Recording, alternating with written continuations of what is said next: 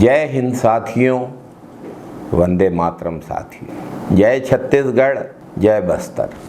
नक्सलवाद हमारे देश की एक गंभीर समस्या रही है, जिसने कई दशकों से खासकर आदिवासी इलाकों को अशांत रखा है। छत्तीसगढ़ इस संघर्ष का केंद्र है और हर सरकार ने इसे समाप्त करने के लिए अलग अलग रणनीतियां अपनाई हैं। वर्तमान में केंद्रीय गृह मंत्री अमित शाह नक्सलवाद के उन्मूलन के लिए लगातार एक कार्य योजना के तहत काम कर रहे हैं, लेकिन इस प्रक्रिया में एक बड़ा महत्वपूर्ण सवाल खड़ा होता है। नक्सलवाद समाप्त होना चाहिए, इसमें कोई दो मत नहीं है। माओवाद देश का विरोधी है, इसमें भी कोई दो मत नहीं है। माओवाद में हर राजनीतिक दल ने अपने महत्वपूर्ण नेताओं को खोया है, लेकिन नक्सल विरोधी अभियान के नाम पर निर्दोष आदिवासियों का यदि खून बहाया जाएगा तो यह स्वीकार्य नहीं। छत्तीसगढ़ में कांग्रेस सरकार के दौरान नक्सल प्रभावित 600 गांवों को माओवाद से मुक्त किया गया था,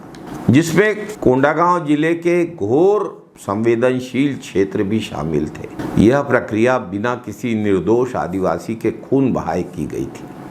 कांग्रेस की छत्तीसगढ़ सरकार की नीतियां स्पष्ट थी कि माओवाद से लड़ाई हर कीमत पर की जाएगी, लेकिन निर्दोष आदिवासियों पर कोई अत्याचार नहीं किया जाएगा। यही कारण था कि कांग्रेस सरकार में नक्सल प्रभावित इलाकों में भरोसा बहाल हुआ और बड़ी संख्या में लोग देश की, राज्य की मुख्य धारा से जुड़े। इसके विपरीत भाजपा की जब 15 साल की सरकार थी, माओवाद को खत्म करने के आड़ में आदिवासियों पर दमन चक्र चलाने की घटनाएं हुई। 15 साल की भाजपा सरकार में अनेकों निर्दोष आदिवासियों के घर जलाए गए, कई लोग फर्जी मुठभेड़ों में मारे गए और गांव के गांव उजाड़ दिए गए। पंजाब में आतंकवाद को खत्म करने वाले केपीएस गिल जब अपनी नक्सल उन्मूलन रणनीति के साथ छत्तीसगढ़ पहुंचे तो उनकी रणनीति को, उनके द्वारा प्रस्तावित कार्य योजना को नजरअंदाज कर दिया गया। उनको कहा गया कि वेतन लो और मौज करो। भाजपा सरकार कभी गंभीरता से माओवादी समस्या को हल करने की दिशा में काम ही करती नजर नहीं आई। भाजपा ने तो माओवाद को एक राजनीतिक हथियार के रूप में इस्तेमाल किया। अब जब केंद्रीय गृह मंत्री अमित शाह नक्सल उन्मूलन की दिशा में काम कर रहे हैं, तो यह और भी ज्यादा महत्वपूर्ण है कि वे छत्तीसगढ़ की भाजपा सरकार को पूर्ववर्ती कांग्रेस सरकार की उस नीति को आगे बढ़ाने के लिए कहें जिसने छत्तीसगढ़ के कई जिलों को माओवाद से मुक्त किया।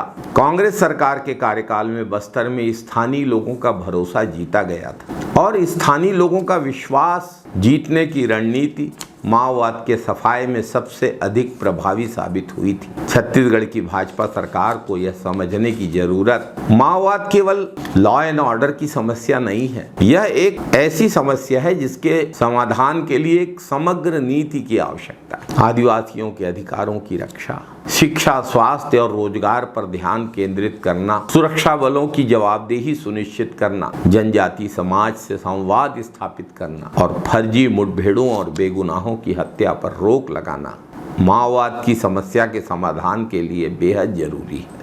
अगर छत्तीसगढ़ की भाजपा सरकार पूर्ववर्ती कांग्रेस सरकार की ही तरह निष्पक्षता के साथ, दूरदर्शिता के साथ जनहितकारी नीतियां अपनाए तो माओवाद का स्थायी समाधान निकल सकता है। माओवाद के खिलाफ अभियान आवश्यक है, लेकिन निर्दोषों को प्रताड़ित करना माओवाद का समाधान नहीं है। कांग्रेस सरकार ने बिना किसी अत्याचार के इसे संभव कर दिखाया, लेकिन छत्तीसगढ़ में जब से भाजपा सरकार बनी है, निर्दोष आदिवासियों के खिलाफ अत्याचारों से रोज खबरें भरी रहती हैं। अगर श्री अमित शाह सच में माओवाद को खत्म करना चाहते हैं तो उन्हें भाजपा की राज्य सरकार को अपनी नीतियों को छोड़कर कांग्रेस के सफल मॉडल को अपनाने का निर्देश देना चाहिए।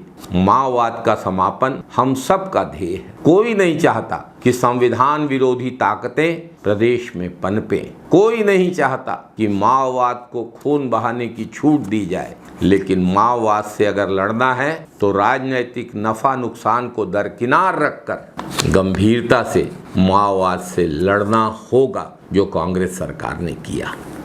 जय छत्तीसगढ़, जय बस्तर, जय हिंद, वंदे मातरम साथियों।